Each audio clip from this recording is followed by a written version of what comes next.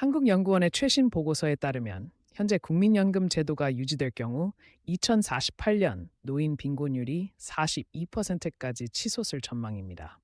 이에 정부는 기초연금 확대와 국민연금 개혁 논의를 가속화하는 한편 장기 연체 채권을 매입해 노년층 부채 탕감 방안도 검토 중입니다. 특히 65세 이상 인구의 34%가 이미 빈곤 상태라는 통계가 나오면서 사회 안전망 강화가 시급하다는 지적이 나오고 있습니다.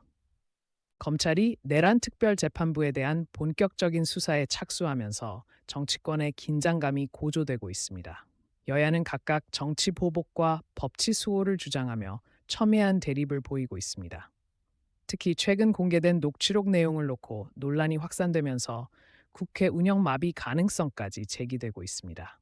전문가들은 이번 사태가 차기 총선 구도에 큰 영향을 미칠 것이라고 분석하고 있습니다. 한국은행이 2020년 물가 상승률 전망치를 기준 2.1%에서 1.9%로 하향 조정했습니다. 이는 글로벌 원자재 가격 안정과 내수 회복 지연 등을 반영한 조치로 분석됩니다. 금융권에서는 이번 전망치 조정이 금리 인상 사이클의 종료를 예고하는 신호로 해석하며 내년 중 기준금리 인하 가능성에 대한 기대감이 높아지고 있습니다. 다만 가계부채 문제 등 고려해 신중한 정책 운용이 필요하다는 지적도 나옵니다. 삼성전자가 차세대 반도체 소재로 불리는 2나노 미만 공정용 신소재의 양산에 성공했습니다. 이 기술은 기존 대비 전력 소모 30% 감소, 성능 20% 향상 효과가 있는 것으로 알려졌습니다. 이번 성과로 삼성은 경쟁사 대비 기술 격차를 더욱 벌릴 전망이며 반도체 시장 주도권 경쟁에서 유리한 고지를 점할 것으로 기대됩니다. 업계에서는 이 기술이 AI, 자율주행 등 미래 산업 발전에 크게 기여할 것이라고 평가하고 있습니다.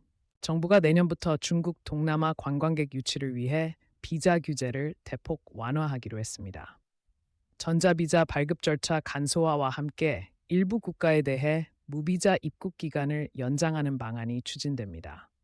관광업계는 코로나 이후 위축된 산업 회복에 크게 도움이 될 것이라며 환영하는 분위기입니다. 다만 보건안전관리 강화와 불법 체류자 증가 방지 대책 마련도 함께 이뤄져야 한다는 지적도 나오고 있습니다.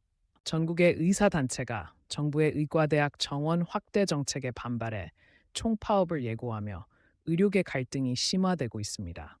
의사협은 의료질 저하를 우려하며 정책 재고를 요구했으나 정부는 지역 의료 격차 해소를 위해 정책 기조를 유지하겠다는 입장입니다. 전문가들은 환자들의 피해가 최소화될 수 있도록 정부와 의료계의 신속한 대화 재개가 필요하다고 조언하고 있습니다. 역대 최대 규모의 한 EU 정상회의가 서울에서 개막했습니다. 양측은 반도체 배터리 등 첨단 산업 협력 강화와 기후변화 대응을 위한 공동 노력 방안을 논의 중입니다. 특히 EU의 글로벌 게이트웨이 전략과 한국의 신남방 정책 연계를 통해 신시장 개척에 협력하기로 했습니다.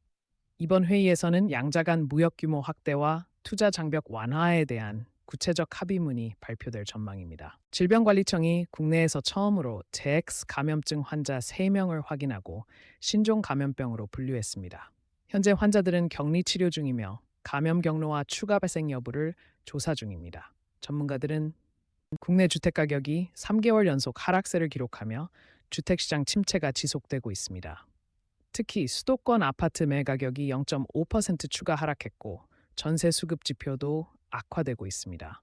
부동산 전문가들은 국내 대표 K-팝 그룹 빛나의 신곡 슈퍼노바가 빌보드 핫팩 차트 1위에 오르며 한국 가수 최초로 5주 연속 정상을 지켰습니다.